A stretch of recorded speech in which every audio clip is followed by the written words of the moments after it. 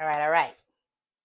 I have been doing this real estate thing for 7 years now, and one of the most commonly asked questions is almost always around finances. What kind of house can I afford?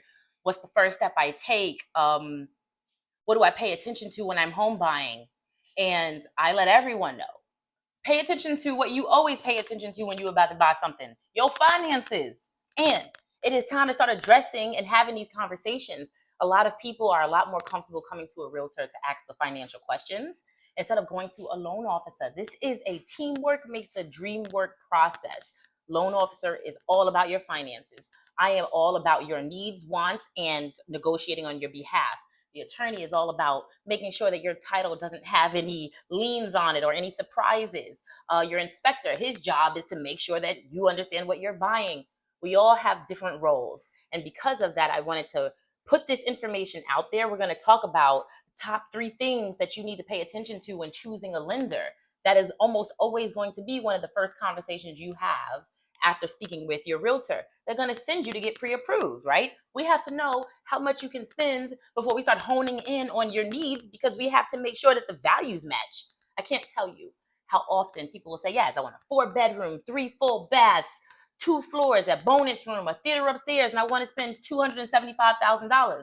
It's like, all right, one of 2 things has to happen. We either have to adjust our idea around the budget, or we have to adjust our idea around the home. Either way, though, you need to talk to a loan officer. So let's get to it. What is the first thing that you consider when speaking to a loan officer? And I'm going to say this: consider the fact that you're going to speak to more than one. I encourage you to speak to more than one. You have 45 days, according to FICO, right? Where on most cases, you will only get one hard inquiry on your credit report, no matter how many conversations, no matter how many loan officers ding your credit to look and kind of figure out how much house you can afford. So, like I said, you have 45 days to talk to as many loan officers as you want and gain as much information as possible. I will say this: psychology says the more options you have, the less satisfied you are with the option you choose. So, I say that to say, pick 3 loan officers, speak to 3 different loan officers, and hear what they have to say. Second, like I kind of touched on when I first started talking, a lot of people are really uncomfortable talking about their finances. And I'm going to have to be a little straightforward with this. It is time for you to get over that. It is time for you to start getting comfortable being uncomfortable, because a loan officer is going to ask you all the things. They're going to ask you about your debt. They're going to ask you about your job. They're going to ask you about your taxes. They're going to ask you about your expenditures each month. You're going to need to talk about those things. A lot of people are really uncomfortable, or they don't trust. Yeah. And boom, that's what it comes down to. Because you're going to be talking about some of the most intimate details of your life and your finances in particular, make sure that you trust, or you feel like you can trust, the loan officer you choose. Of course, they are obligated to different laws and things like that because they have a license. And we all know people who are good with their license and people who are not so good with their license. So trust your discernment and kind of hone in on 3 loan officers, interview with them, speak with them, and whoever you trust the most, that's who you move forward with. I know that makes sense. The last one: always ask questions. I'm talking about, there is no stupid question when it comes to you spending hundreds of thousands of dollars, right? So ask all the questions.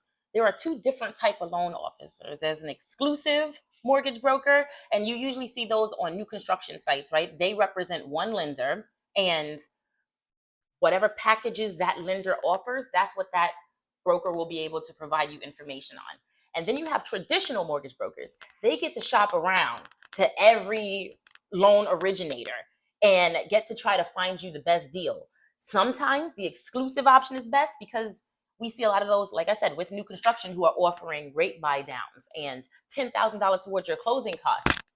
That's because they're exclusive and they have that wiggle room. Whereas your mortgage broker, they may be able to find you a different loan package that requires you to pay less down, or that will give you some money towards your closing costs, or will have better terms to your monthly payments.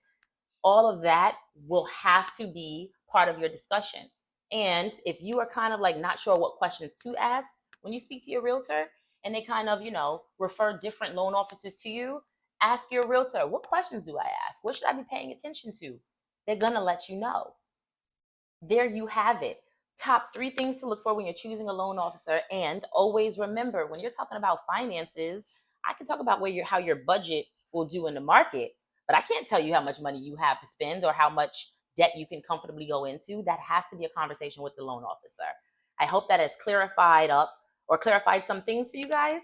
And I'm going to keep making videos to apply some more understanding around the home buying process. I think most people are really afraid because they don't understand all of the moving pieces. And I get it. That's why I'm here. You feel me? Have a great rest of your week. And in the comments, please leave questions or things that you want some more insight into, and I will be sure to elaborate.